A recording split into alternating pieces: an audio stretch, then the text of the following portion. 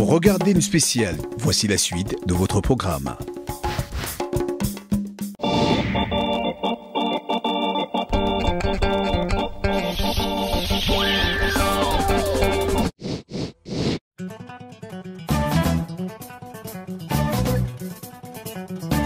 C'est l'un des atouts économiques majeurs du Togo. Bienvenue au port autonome de Lomé.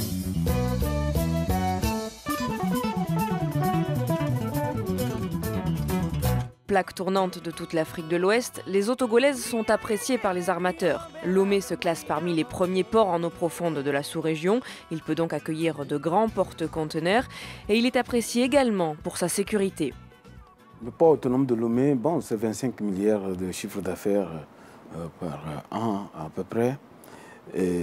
C'est 8 millions de tonnes, plus de 8 millions de tonnes de traités l'année dernière. C'est environ 350 000 conteneurs de manipulés. Nous avons un effectif permanent de 835 hommes, de cœur qui avoisine les 3 000. Et avec ce personnel que nous arrivons à faire ce que nous sommes en train de faire dans ce port. Le port autonome de Lomé dessert les pays sans littoral que sont le Burkina Faso, le Mali, le Niger, mais il a également des échanges avec le Bénin, le Ghana, la Côte d'Ivoire et le Nigeria. Nous avons d'abord cet avantage d'être un port en eau profonde. C'est pratiquement le premier port en eau profonde de l'Afrique de l'Ouest, avec 14 mètres de tirant d'eau il y a quelques mois de cela. Maintenant, nous venons de passer à 15 mètres de profondeur et peut-être dans un an, nous passerons à 16 mètres 30 de profondeur lorsque le projet que nous appelons Lomé Conteneur Terminal via la DARS sera opérationnel. C'est un projet d'agrandissement du port autonome de Lomé pour avoir des postes à quai.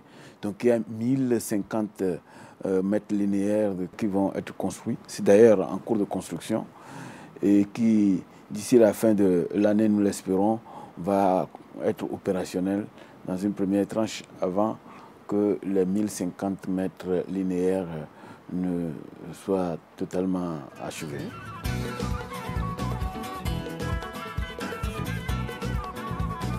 Parallèlement à ces travaux, le port est en train de se doter d'un troisième quai. Et c'est au groupe Bolloré, via sa filiale Togo Terminal, qu'il a été confié de mener ce chantier. Coût estimé 300 milliards de francs CFA, entièrement pris en charge par Bolloré Africa Logistics. On y découvrira donc un nouveau quai de 450 mètres de long avec 5 portiques pour charger et décharger les porte-conteneurs. En contrepartie, le groupe Bolloré obtient la concession du lieu pour une durée de 35 ans.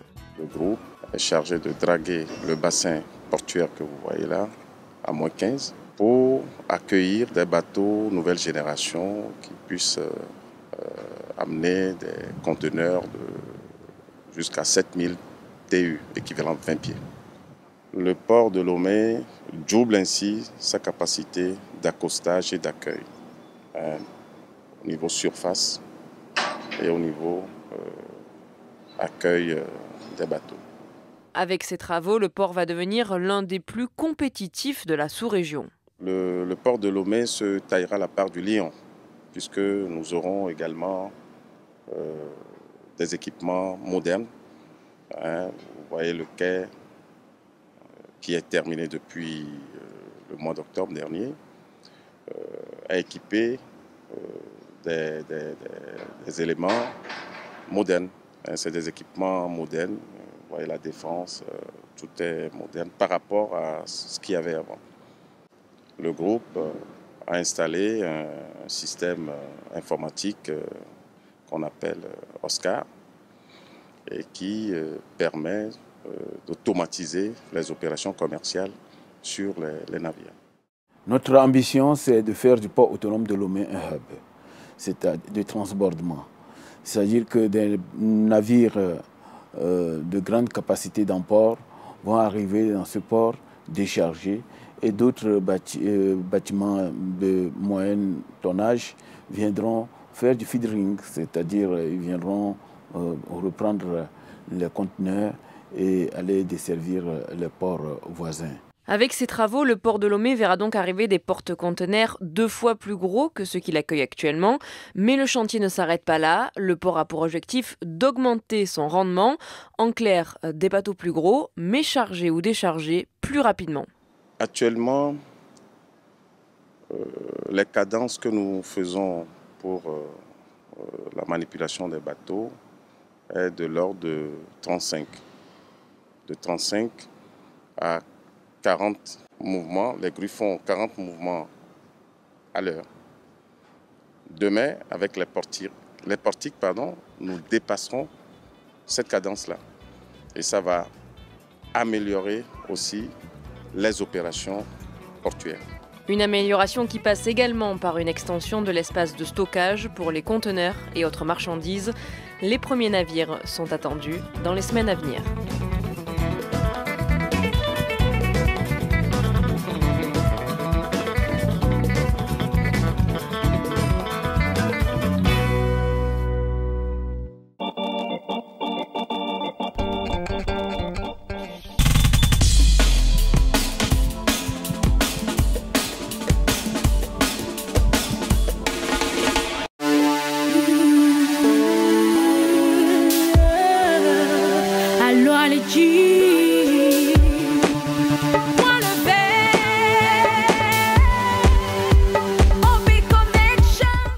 Je me nomme Ayeva Medjeva, artiste plasticien.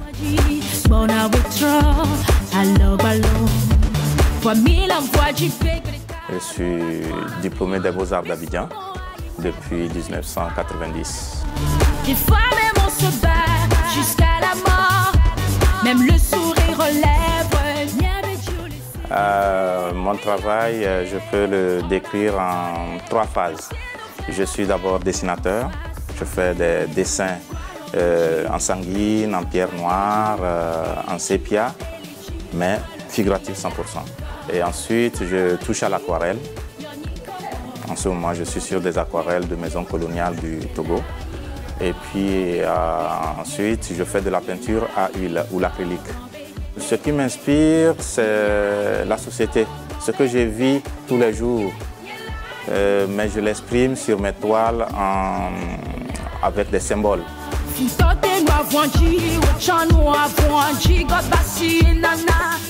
J'intitule mon travail Géométrisation des formes, harmonie et spiritualité. C'est le thème que je traite en ce moment. Et ce thème-là, je l'ai commencé en tant que concept, comme sujet. Contraste. Comme sujet contraste, je me dis la peinture c'est quoi? La peinture c'est la forme ajoutée à la couleur. Parce que j'ai été très figuratif dans le passé et j'étais surréaliste quand j'ai présenté mes 2 diplômes, le diplôme national et le diplôme supérieur. Je me dis aujourd'hui qu'est-ce que je peux faire de nouveau parce que ça c'était l'école. Mais maintenant que je suis sur le marché, voilà, ça m'a amené à réfléchir autrement.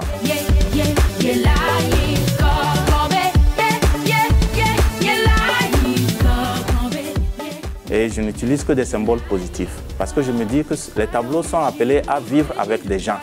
Donc il faut que ça soit des porte-bonheur. Donc mes tableaux sont en quelque sorte des talismans ou des porte-bonheur.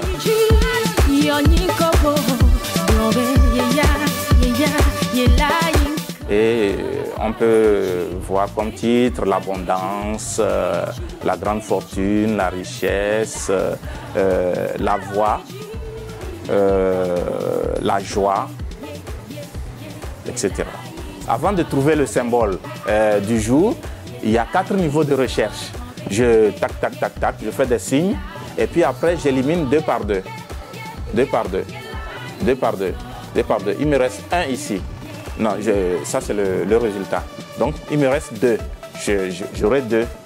Cette ligne-là, il va me rester 2. J'aurai 2 là et là, ainsi de suite. J'aurai 2 là et ensuite un point ici. Ce symbole signifie la joie. Et j'ai de la couleur partout. Et il est représenté ici. Donc 1, 2, 2.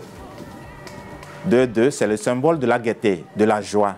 Donc du coup, avec ces couleurs de gaieté, j'intitule ma toile la joie. C'est en fait le symbole qui donne son titre à la toile.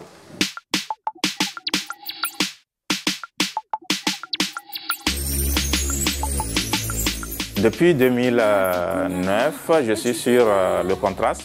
J'ai fait des expositions en France, à Fréjus, et puis au Clos des Roses.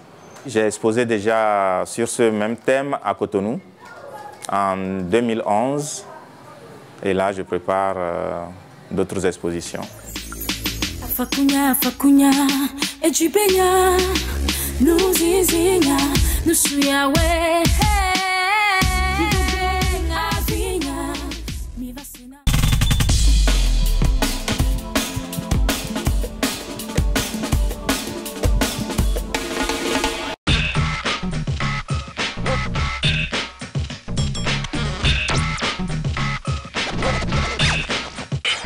Avec quelques pièces d'ordinateur récupérées ici et là, Kojo Afat-Nikou a réussi une prouesse technologique, construire une imprimante 3D depuis le Togo.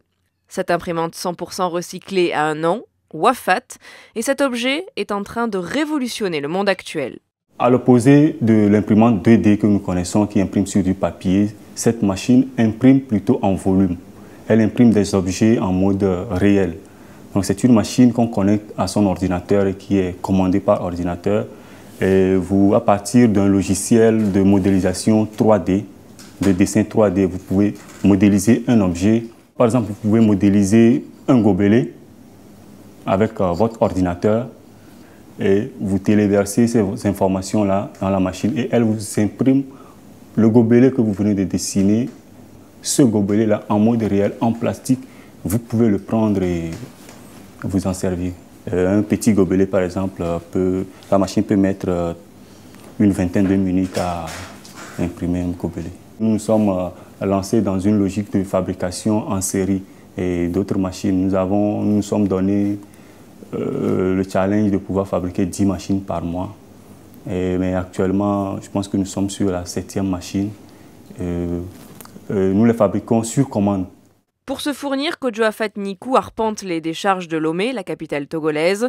Il en est convaincu, cette imprimante va servir à tous. Dans les ménages, on peut se servir de cette machine peut-être pour imprimer des gobelets, des fourchettes, tout ce qu'on veut, des ustensiles de cuisine en fait. Mais ce qui est intéressant, c'est que c'est une machine qui sert beaucoup aussi dans le secteur sanitaire, je dirais dans les hôpitaux où on s'en sert pour imprimer des prothèses.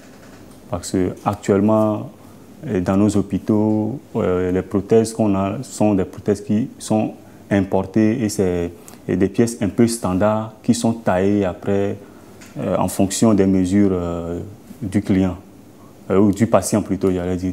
Donc à partir de notre machine, d'une imprimante 3D, on peut maintenant modéliser exactement la pièce qu'on veut selon les mesures personnalisées, en fait, les prothèses pour pouvoir les imprimer. Et là, on peut gagner du temps et puis économiser aussi sur les dépenses qu'on fait dans ce secteur-là. Coût estimé de cette imprimante 3D, 650 €. Le projet est soutenu par WELAB, le tout premier espace africain de démocratie technologique.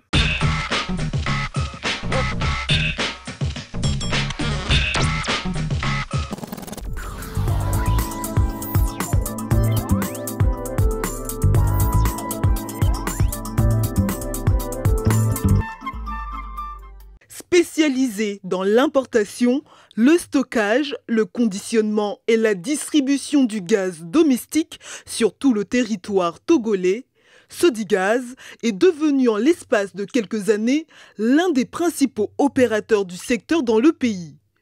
Cette jeune société anonyme dont le capital est entièrement détenu par les Togolais s'assigne de grands objectifs. En 3 ans et demi d'activité, nous avons multiplié nos volumes par 5. Et notre chiffre d'affaires est passé d'un chiffre autour du milliard de francs CFA à près de 6 milliards aujourd'hui. Nos effectifs sont passés de 10 à près de 50 aujourd'hui. Et au-delà de nos effectifs permanents, nous avons créé plus de 325 emplois indirects à travers notre réseau de distribution. Avec l'augmentation du prix des produits pétroliers, le prix moyen du gaz butane est passé de 5 500 à 2 600 francs CFA, une situation qui a permis au Togo de se faire une place dans la commercialisation de gaz à l'échelon de la sous-région. Alors, il faut dire que dans ce secteur, le Togo ressemble à beaucoup d'autres pays africains. Pendant de longues années, l'énergie butane, gaz, a été plus ou moins négligé, ou il a été vu comme étant un produit de luxe dans certains pays, ou ailleurs, tout simplement, on n'a pas mesuré la capacité que cette énergie avait à stimuler dans la croissance économique et à stimuler le bien-être des populations. Dans les pays qui ont eu une politique très volontariste en matière d'utilisation de gaz butane, on voit aujourd'hui ce que ce produit a apporté non seulement dans les conditions de vie des citoyens chez eux, mais aussi dans la préservation de la flore et de la faune, ce qui a au bout un impact économique non négligeable.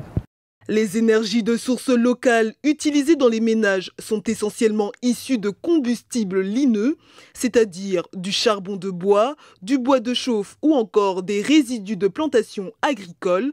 D'où la volonté de Sodigaz de répondre à la forte demande des particuliers et de vulgariser la consommation de gaz dans toute l'étendue du territoire togolais. L'engagement de Sodigaz envers les femmes et les hommes qui la font exister prend corps dans une politique de gestion des ressources humaines portée par deux grandes lignes directrices, fidéliser le personnel et favoriser l'égalité des chances. La première mission que nous sommes assignés, c'est que nous avons dit, bon, ok, nous sommes une jeune société, nous voulons donner de la chance aux jeunes. Donc 80% du personnel que nous avons recruté ici, au démarrage de nos activités, le poste qu'on leur a confié était leur premier poste d'accès au travail. C'était un choix que nous avions fait. Ce choix a des inconvénients. C'est que vous recrutez des gens qui n'ont aucune expérience et qui ne savent rien faire. Donc il faut les former, ça coûte plus cher. Mais nous avons eu la chance au lancement de nos activités de pouvoir solliciter l'appui du CDE, du Centre du développement des entreprises, à travers le fonds d'investissement Cori Croissance, qui nous a qui a pris en charge une partie des frais de formation justement parce que nous avions fait le choix d'embaucher des gens très jeunes. Aujourd'hui, au bout de 3 années et demie, 4e année, je suis très heureux de vous dire que la plupart des jeunes que nous avons pris sont des gens très rodés, très expérimentés aussi et très dévoués à leurs tâches. C'était notre objectif, c'est un pari réussi dont nous le continuons. Chaque année, nous recrutons parce que nos activités s'agrandissent, parce que les besoins aussi du marché sont là. Nous n'hésitons donc pas à continuer. Donc notre politique est de continuer par recruter des jeunes pour qu'ils puissent faire carrière dans la société et puis qu'ils puissent contribuer au développement dans le long terme de la société. Bien entendu, parfois pour des fonctions assez spécifiques et assez stratégiques, nous n'hésitons pas à aller chercher les personnes qui ont l'expérience appropriée. Avec une capacité de production qui oscille entre 1600 et 2000 bouteilles par jour, Sodigaz compte contribuer amplement au dynamisme et à la croissance de l'économie togolaise.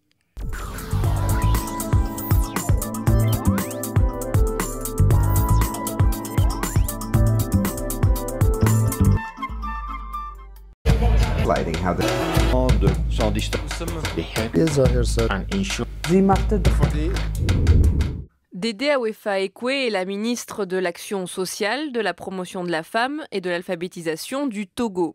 Avec elle, nous allons parler du chômage qui touche les plus jeunes. Ce sont souvent les premières victimes.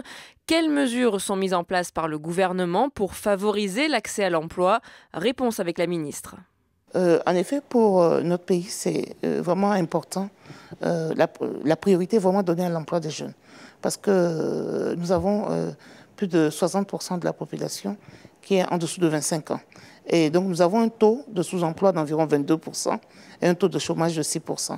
Donc, nous savons aussi que pour que notre pays se développe, il faut qu'on ait justement une capitalisation du potentiel humain que nous avons. Ça signifie que le chômage a un coût aussi parce que ça limite notre capacité de croître notre économie et d'améliorer le développement du pays.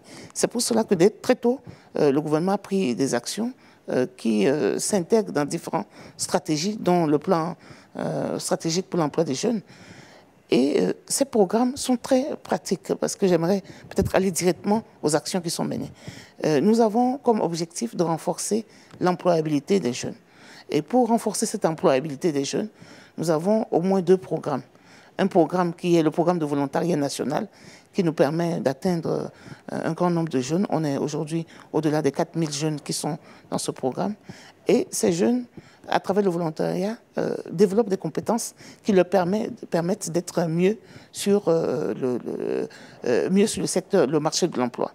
L'autre élément qui est important, c'est qu'on a un programme aussi d'aide à l'embauche pour le premier emploi qui facilite donc l'accès à un premier emploi qui est subventionné par l'État auprès des entreprises. Et donc ça permet de créer un lien entre les jeunes et le secteur privé, développer des compétences, mais leur permettre aussi de se prouver. Donc cette employabilité et cette connexion avec le marché de l'emploi est quelque chose d'important. Un autre élément qui est important, c'est qu'on sait que l'entrepreneuriat est un passage obligé. On ne peut pas penser que tous les emplois d'un pays doivent être créés uniquement par les personnes qui sont des moins jeunes, pour ne pas dire des personnes très âgées. Les jeunes ont cette capacité de mettre en place des entreprises et de créer des emplois. Donc le gouvernement s'investit justement à les former en entrepreneuriat et à leur faciliter l'accès au financement, parce qu'on sait que c'est là aussi où le bas blesse, avoir des produits financiers adaptés aux jeunes. Donc ces efforts-là permettent de donner à ces jeunes la capacité de créer des emplois pour eux-mêmes et pour d'autres jeunes. Et donc ça, c'est un deuxième pan de la promotion de l'emploi des jeunes qui est vraiment importante. On sait que le secteur privé existant, c'est ce secteur privé qui crée les emplois. Donc, dans le cadre de la politique de l'État, il s'agit de tout faire pour renforcer justement ce secteur privé. Il y a des investissements qui sont faits particulièrement dans des secteurs comme l'agriculture pour aider, parce qu'on sait que c'est un vivier, on sait que c'est à travers cela qu'on peut créer le plus grand nombre d'emplois. Donc, il y a un grand appui à travers notre programme national d'investissement agricole et de sécurité alimentaire au secteur agricole, et ces appuis portent par exemple sur l'entrepreneuriat rural, sachant que les jeunes sont intéressés, mais ont besoin d'avoir le bon contexte, les bonnes conditions. Et donc l'entrepreneuriat des jeunes, pris dans ce contexte de promotion de l'entrepreneuriat rural, est aussi une bonne piste pour donner plus d'opportunités aux jeunes. Et donc c'est un investissement qui est consenti, qui est aussi important.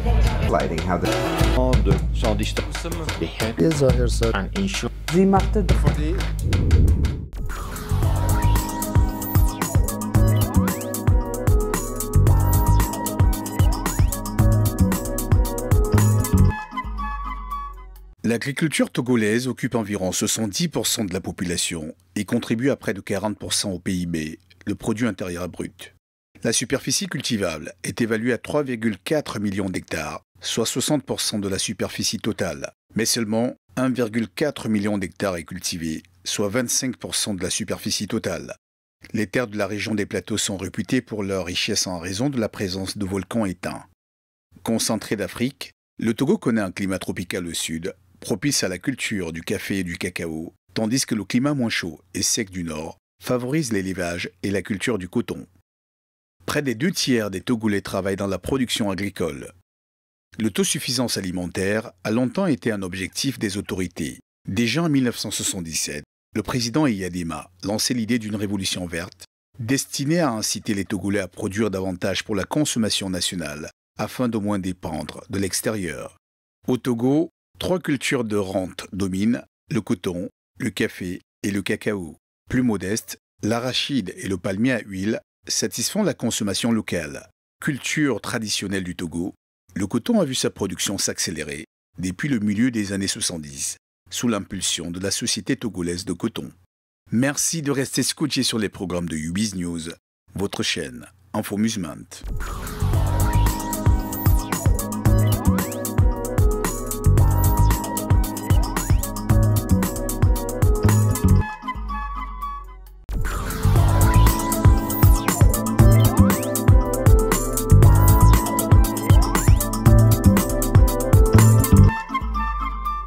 La filière cotonnière revêt une importance stratégique au Togo. Du fait de son impact considérable sur le milieu rural, elle contribue aux revenus de plus de 50% de la population rurale du pays. Au sein de l'économie togolaise, le secteur représente environ 4,3% du produit intérieur brut.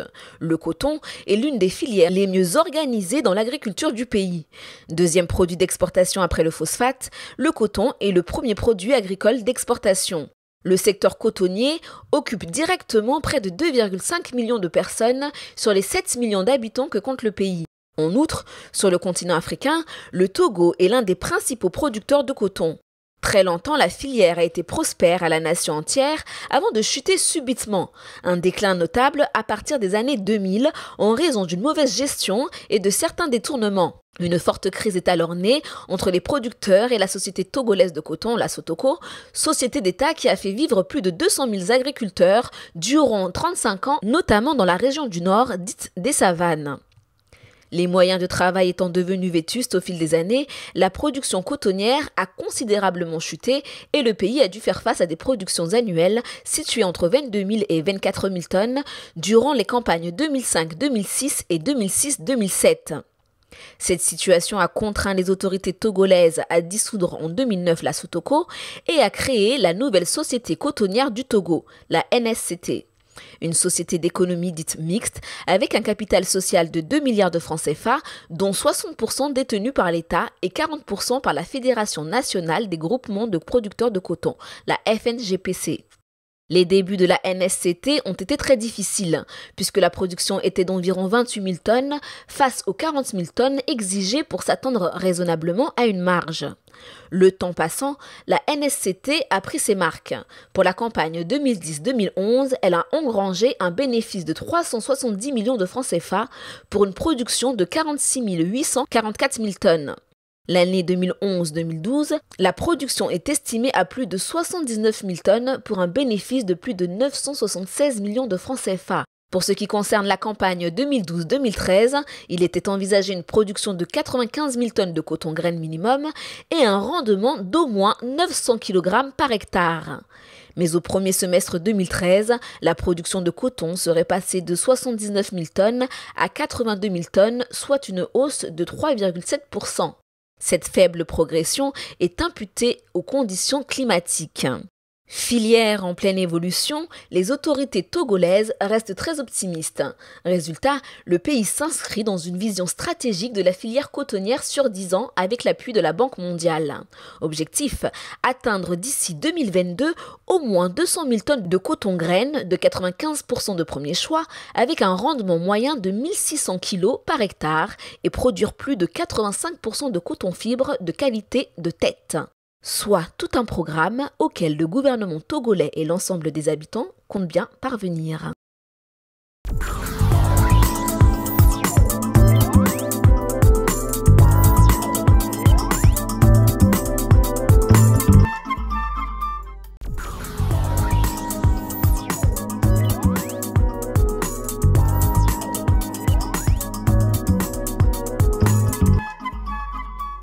Le Togo est le 5e producteur mondial de phosphate. Principale ressource minière, la production annuelle de phosphate est en augmentation dans le pays. De toutes les richesses minières que recèle le sous-sol du Togo, seuls les phosphates, le marbre et le calcaire sont exploités. Depuis ces 15 dernières années, l'usine de production des phosphates marchands est rentrée dans une période de restructuration à répétition, soit pour améliorer la gestion financière, soit pour accroître sa production qui chute régulièrement d'une année sur l'autre, faute des investissements de renouvellement ou de rééquipement. De 3 millions de tonnes de phosphate marchand dans les années fastes de cette société, La production s'est aujourd'hui stabilisée entre 1,2 et 1,5 million de tonnes. L'usine est naturellement à la recherche d'investissements nouveaux pour remettre à flot son appareil de production devenu obsolète et pour répondre à la forte demande du phosphate togolais sur le marché international. Le Togo produit également du diamant en petite quantité et exporte du marbre brut provenant du gisement de Niaoulou au nord de Noché. Le centre du Togo est riche en fer. De nombreux gisements de mines tels que le cuivre, la bauxite, la chromite, le manganèse sont inexploités à cause du coût élevé des investissements. Merci de rester scotché sur les programmes de UBiz News, votre chaîne Infomusement.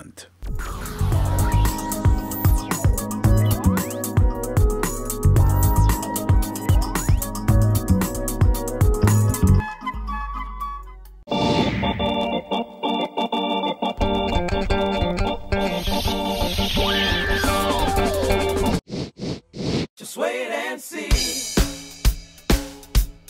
Free yourself.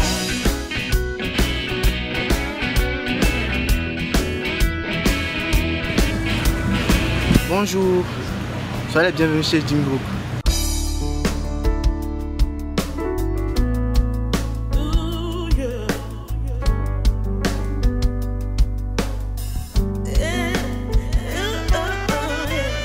À peine les présentations faites, c'est sans calcul, en 3 mots, quelques accords francs soutenus par sa voix puissante et rauque que ce bluesman se résume. Je mélange l'amour, la vie, la passion, tout ce qui me tombe dessus.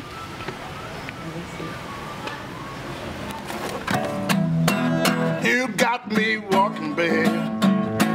You know I got a feeling. Let me tell you a little story, baby. Hey, bought this blackjack game. Cause it mean nothing, only trouble. Man, you know I got myself to blame, yeah. How lucky can a man be? Lord, you know every call I get, babe. Hey, blackjack is taken away from me, yeah. I got a blues feeling. Hey, hey, baby, let me tell you. It's me, Jimmy Ho. On aurait pu arrêter ce reportage là, maintenant, tant la tentation était grande de se laisser remporter dans l'univers riche et intense de ce personnage haut en couleur qui nous a réservé bien des surprises. Cet autoproducteur, qui affiche au compteur plus de 40 ans de carrière d'artiste et interprète, a roulé sa bosse aux 4 coins du globe, de la Corée du Nord à la Russie, en passant par les États-Unis et la France. You possess me. I need you in my life forever, woman. I'm the mud in a dreamland, cause I can't get you in my arms. Ooh, yeah.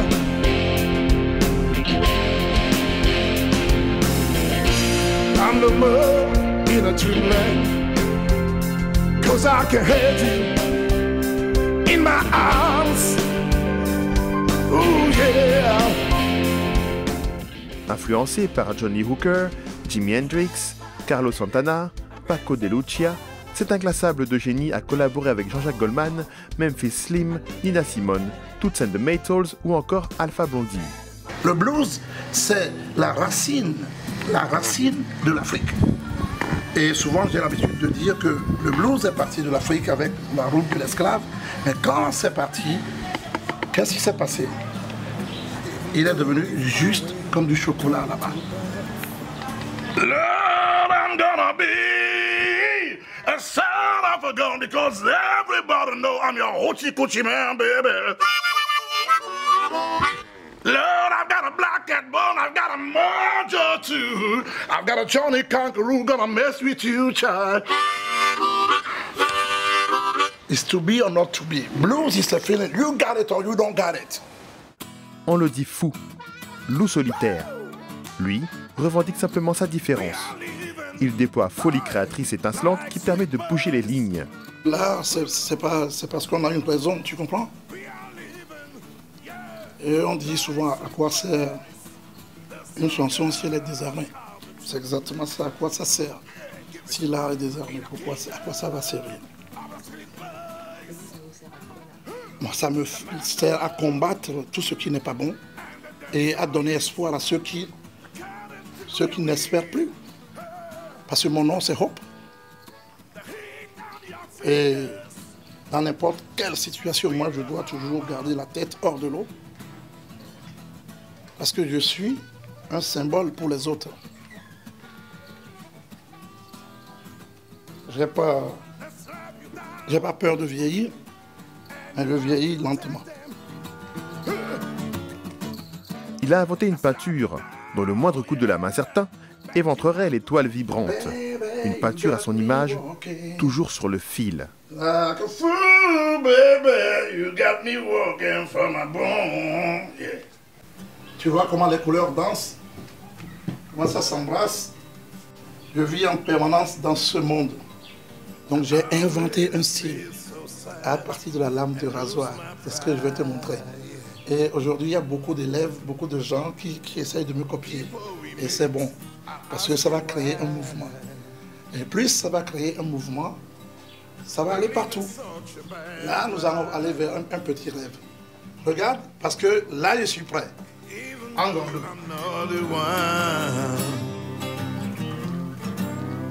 People accuse me, yes, they're right. C'est beau. It's my razor blade. Tu vois? Cause those who are living that shameless life are my own brothers. Africa is cool, man. Oh, love. It's just a vibration, guy.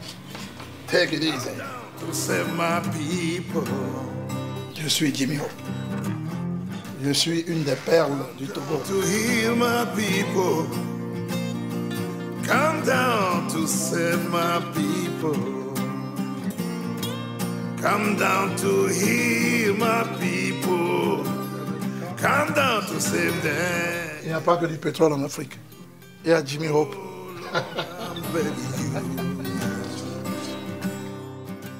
Ainsi, Jimmy nous expose ses œuvres, une manière pour lui d'extérioriser un trop-plein d'émotivité enfoui au fond de lui.